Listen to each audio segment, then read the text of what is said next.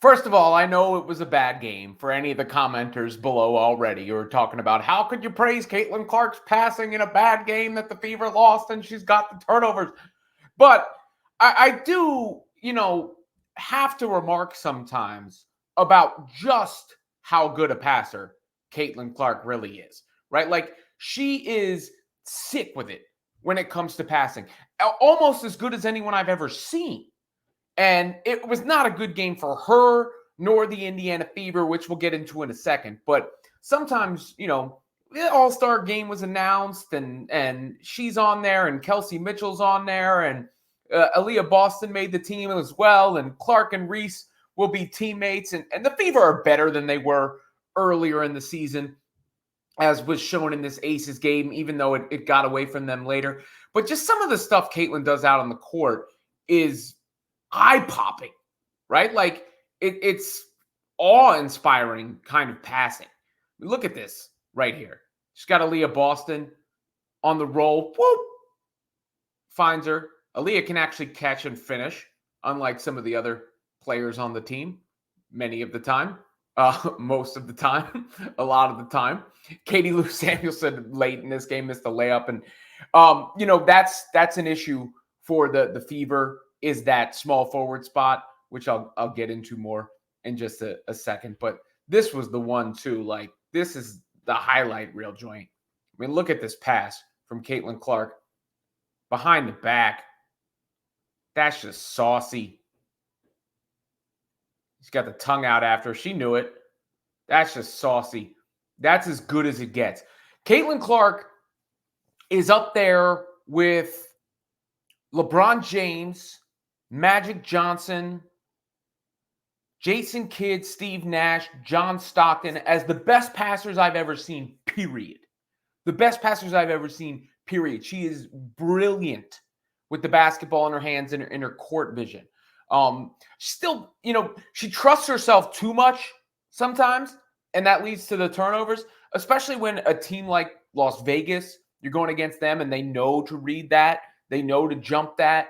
And she had some sloppy turnovers in this game. She's on pace to shatter the WNBA record for turnovers in a season. But whatever, some of that needs to get under control. She can't always be careless when she's passing the ball, or so, cocksure, I guess, if you would say, when she's passing the ball. But it is special to watch. It is special to watch. Now, then there's the other side of things, which is that Las Vegas is a really good basketball team, right? Like, A'ja Wilson is a damn hooper. A'ja Wilson, her jump shot is so buttery. It's really pretty to watch. The way that A'ja is able to shoot the basketball. She is a very, very talented big overall. She had a Euro step in this game, I think, but she's a force, on the boards, inside, finishing on the move. But it's these jump shots that she hits, as you see Kelsey Plum, who everyone decided not on the night. But here was like coming off this curl. Wow, it's just so pretty to watch A'ja shoot the basketball. And Kelsey Plum, that gets to another point. Like, not only do the Aces have a super team, I mean, they got 4 of their 5 starters on the Olympic team, hence them being the back-to-back champs. So the Fever are much better than they were earlier in the season. Yes, the end score in this game didn't look good, but they were in it going into the fourth quarter. And I don't know if I can blame Christy Sides per se or anyone per se. Look, Caitlin didn't play particularly well. She didn't shoot the ball particularly well. She still hasn't had that game where she just shoots the ball, and goes off. But the defense, you could see it. They're coming off everything at her, and they're not giving her too many looks. And until she develops that in-between game, it's going to be tough. It's going to be tough some nights when that's happening and when teammates aren't finishing. Because there were a lot. Melissa Smith had a really rough game finishing the basketball. That small forward spot, I said, like, if Katie Lou Samuelson ain't going to hit threes, she can't be out there because she's not doing anything else. Just like Christy Wallace was just running up and down the floor and not doing anything else. They're not getting anything from that spot. They need an injection of athleticism.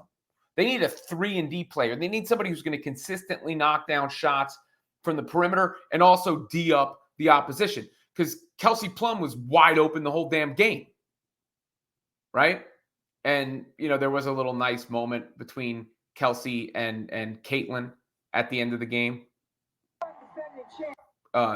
which is, this is like from the seeds of the Taurasi deal, where you're now seeing teammates or fellow players, I'm sorry, not teammates, but like other players in the league showing Caitlin love.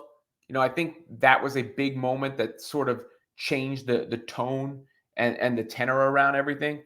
But I don't want to get carried away with being angry or whatnot about a loss. A lot of missed shots, a lot of missed opportunities. I mean, some of what they did got players open. That's my biggest issue with when I say I'm not crushing anybody for this one, in the sense of like layups were missed. Fag Bentley, I think her hand is bothering her because she missed shots she doesn't usually miss. Again, Smith missed. Samerson blew bunnies. Kelsey Mitchell still got her boogie on in a score, and Aaliyah Boston, she was good too. Those are the other two all-stars, right? Two of the three all-stars along with Caitlin Clark. But, the Aces are a really, really ridiculously good team. And I think the vibes with the all-star team, I don't know, maybe I'm not in one of those moods where I'm going to be too pissed off about a game or too critical after a game like that. The Fever, I do think, are much better than they were earlier in the season, but they're missing that personnel. They're missing that athletic personnel. And it's hard to lay the hammer down when the looks are there. They're just not hit, right? Like, it's not like it's not getting them open. So Caitlin, again, didn't even play that great. She makes those passes that make you get up off the couch like you can't even comprehend that somebody's making them. And they went against a Las Vegas Aces team that is ridiculously stacked. I mean, I know the Aces struggled a bit to start the season, but still, it's a ridiculously stacked squad.